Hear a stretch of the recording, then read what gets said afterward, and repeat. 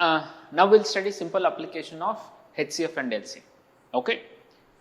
Let's see this problem. The problem is like this.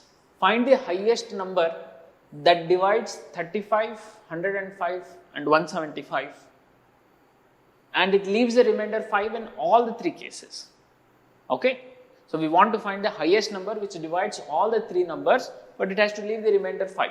So let's assume this part of question is not there. Let's remainder part is not there. So I want to find the highest number which divides 35, 105 and 175. How would you do this one? That by definition itself it is HCF, correct? So we want to find the highest number which divides all the three. Okay, since we want the highest number which divides all the three, that is plain HCF and plain HCF of all these three numbers, that will give you the highest number which divides these three. But since we want 5 to remain in each case, this is what it makes interesting. The common confusion in students while solving HCF and LCM problem is that we don't understand when to find HCF and when to find LCM. I'll give you a simple trick to understand this one. Think about the answer. Okay, so will the answer be lesser than these numbers or will the answer be greater than these three numbers? Alright, I will give you the same question. Find the number which divides these three. So when I'm asking for a number which divides all these three, obviously the number has to be lesser than this. Correct? Since the number has to be lesser than these three, then we have to find HCF of those three. Okay? If I ask you the question, find the number which is divisible by all these three. Okay, I want to find the number which is divisible by all these three. So now are we thinking of a number which is greater than these three numbers or lesser than these three numbers? So obviously we are thinking of greater than these three numbers. Since we are thinking of number greater than these three numbers, then we are supposed to find LCM of those three. Very simple. So think about the answer, whether the answer will be lesser than the given numbers or greater than the given numbers. So if it is lesser than the given numbers, you find HCF. If it is greater than the given numbers, you find LCM. Very simple. Okay.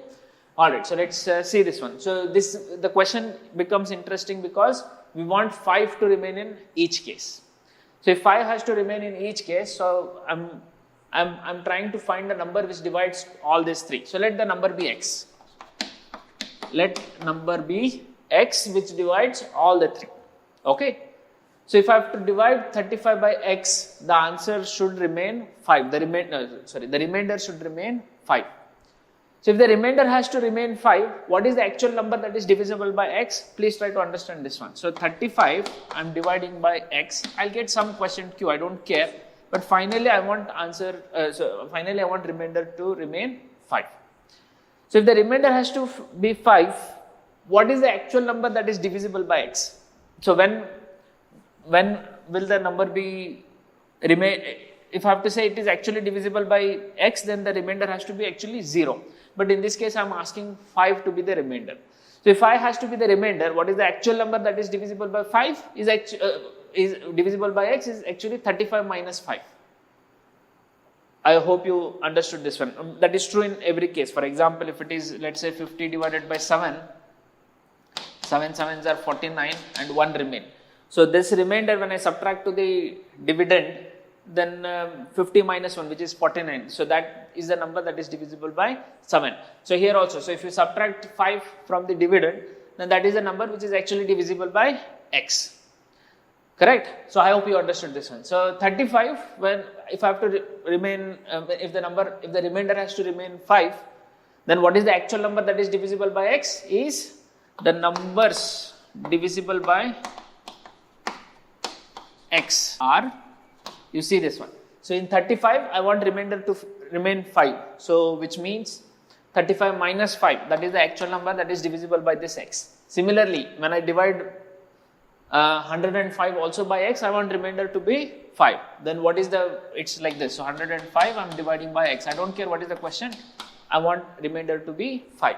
So what is the actual number that is divisible by x is 105 minus 5. That will be 100. Correct? And similarly, 175 also I'm dividing by 5, dividing by x, and again the remainder has to be 5. So what is the number that is divisible by x is actually 170, which is 175 minus 5. Correct? Now I want a number which divides all these three. So what is the number that divides all these three, whether to find HCF or LCM? Again, think of the answer. Will the answer be greater than this one or lesser than this one? So it will be lesser than this one. So you have to find HCF of all these three. So this problem I will solve to find the HCF, but next time onwards I will leave it to you as exercise in order to find the HCF of the three numbers. Alright. So let's do this one. Let's do by prime factorization. If you are comfortable with Euclid's division, you can go ahead and do with Euclid's division. So let me do it by prime factorization. So 30. So 2 15s are, 5 3s are, 3 1s are. So 30 can be written as 2 raised to 1 into 5 raised to 1 into 3 raised to 1. So let's take 100. 100 can be written as 2 50s are, 2 25s are, 5 5s are, 5 1s are. So 100 is written as 2 2s and 2 5s. So it is 2 square into 5 square. So let's take 170. So 170 if you take, so 2 85s are, 5 1s are 5 and 3 remain 17. So it is 17 1s are. 17 is a prime number, so it is 17 1s are. So 170 can be written as 5 into 2 into 17.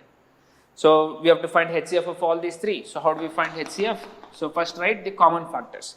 So common factors between all these three is 2 is there, 5 is there in all the three. So we'll write 2 into 5 and raise them to the minimum power. So 2 power 1, 2 power 2, 2 power 1. So minimum power is 2 power 1, 5 power 1, 5 power 2, 5 power 1. So minimum power is 5 power 1. So 2 into 5, which is 10. So HCF is 10. So let's verify whether it is correct or not. So if I divide all these three by 10, if we divide all these three numbers by 10, so here remainder is 5, here also remainder is 5 and here also remainder is 5. And is there any other bigger number than 10 which divides all these three? No, there will not be. There is 5, you can divide by 5, that is okay, but anyway that will not give you remainder 5. Alright, but in any case, so 10 is the highest number that divides all these three and leaving remainder 5 in each case. I hope you understood this one. So let's solve this one. So in this case, the remainder was same in all the three cases. Here, in this question, here it is that find the HCF, find the highest number that divides all these three numbers, 398, 436 and 542, such that here remainder is 7, here remainder is 11, here remainder is 15. So again we are finding the highest number which divides all the three. So which means we are finding the lower number which is we are finding the number which is smaller than the given three numbers, which means we are finding the HCF. But what are the actual numbers that are divisible by if I take let the number be x, which divides all the three leaving so and so remainder. So in this case what is the actual number? I'll write it here itself. Alright. So what is the number that is divisible by x in this case? I want 7 to remain. I am dividing 398 by x and 7 is the remainder. So what is the number that is actually divisible by x is 398 minus 7. So which will be 391. So let's try this one. So 436 when divided by x, remainder has to be 11.